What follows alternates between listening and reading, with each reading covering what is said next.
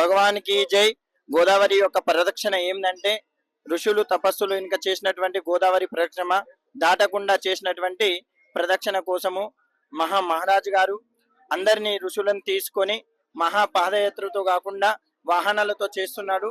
విధంగా భారతదేశం కోసము హిందూ అత్త కాకుండా హిందువులందరూ ఐక్యత ఉండట, కులమత భేదాలు లేకుండా ఐక్యతంతోని నివారణంగా పరిహారం చేయాలని महाराज యొక్క సంకల్పంతోని ఈ గోదావరి పరిక్రమ చేస్తున్నారు. भाव को दूर करके एकजुट होकर के संगठित होना चाहिए.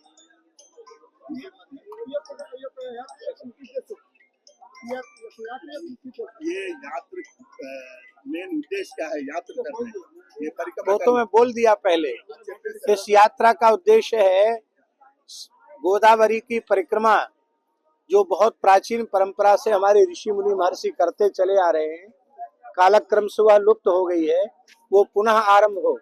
इससे धर्म का जागरण होगा, सनातन संस्कृति का जागरण हो रहा, जो बहुत तेजी से धर्मांतरण हो रहा है उस पर रोक लगेगी और हिंदू संगठित होगा और विश्व का सनातन संस्कृति का सब प्रकार से अभ्युदय होगा. శ్రీరామచంద్రుడు చేశాడు, మహానుభావులు చేశారు, నవనాథులు మచ్చందరు గోరఖనాథ్ మహానుభావులు చేశారు. కాబట్టి అలాంటి సత్యపురుషులు చేశారు కాబట్టి మనం కూడా చేయాలని ఒక తపనతోని అదంతా కాకుండా మేము కూడా ఈ స్వామీజీ మేము ఒక నడుచుకుంటూ చేసిన 108 రోజులు ఇంత మొదలు 10 సంవత్సరాల కింద.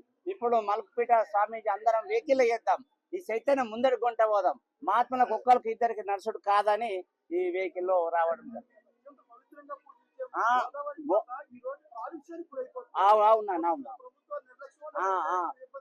సరే, ఇప్పుడు ఇంకొక విషయం ఏంటంటే ఇంత మంచి మహా పవిత్రమైన తల్లి కాబట్టి మనము చాలా శుభ్రత ఉంచాలని మీ అందరికి మనవి చేస్తున్నాం. ఎందుకంటే గోదావరి తల్లి అంటేనే మన యొక్క జీవనాధారం గడిపే తల్లి. వాస్తవంగా అలాంటి తల్లి దాంట్లో మురికి మూలిగం ఏం వేయకుండా మంచి సత్యంగా ఉంచాలని మా భావన. అందరం కూడా స్నానం చేయాలి, దాని యొక్క దర్శన భాగ్యం చేసుకున్నాలని భావన. ఈ రోజు 550 మంది అది సాధు సంతులు గోదావరి ప్రదక్షిణ చేస్తుండ్రు. అసలు ప్రదక్షిణ ఉద్దేశం ఏంటంటే, పూర్వం ఋషి మునులు మన గోదావరి పవిత్రత చాలా ముఖ్యమైనది ఉండే. ఇన్ని రోజులు గోదావరి విలువ ఎవరికి తెలియలేదు. ఎందుకు అనంటే ఈ మధ్యలో మన దగ్గర హిందూ ధర్మము నశించిపోవడం వల్ల దీన్ని మళ్ళీ గోదావరి పవిత్రం తెలపడానికి మన భారతదేశంలో ఉన్న సాధు సంతులంతా వచ్చి మన గోదావరి పవిత్రత అంటే ఏంది, అసలు గోదావరి అంటే ఏంది, మనకు ఉత్తర భారత్ లో నర్మదా ప్రదక్షిణ ఎంత ముఖ్యమో మన గోదావరి కూడా అంత ముఖ్యమే అని మన భారతదేశంలో ఉన్న సాధు సంతులు అందరు వచ్చి ఈ గోదావరి ప్రదక్షిణ చేస్తుంది. ఎందుకు అని అంటే మనది ఇక్కడ రోజు రోజుకు హిందూ ధర్మం నశిస్తుంది. దీన్ని జాగృతం చేయడానికి సాధు సంతులు ఒక్కటయ్యి వీళ్ళందరూ కలిసి మన భారతదేశంలో ఉన్న మొత్తం అందరికి గోదావరి అంటే ఏందో తెలియాలని మన గోదావరి ప్రదక్షిణ చేసి మన భక్తులందరికీ సాధు సంతుల ఆశీర్వాదం ఉండాలని రాజేందర్ మహారాజ్ సంకల్పం తీసుకొని భారతదేశంలో ఉన్న అన్ని ప్రాంతాల నుంచి ఉన్న సాధు సంతులు అందరినీ తీసుకొని తన ఈ గోదావరి ప్రదక్షిణ చేస్తుండ్రు.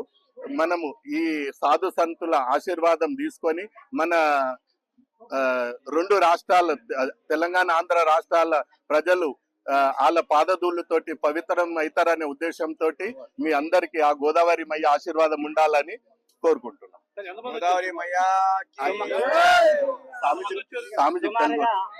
సుమారుగా భగవంతుడి కృపా కటాక్షంతో 120 కార్లు 3-4 బస్సులు 3-4 అందరికి భోజనం వ్యవస్థ, 4 ట్రక్కులు, మినీ బస్సులు, చాలా మంది, మొత్తానికి 700 చిల్లర వచ్చిన నాన్న.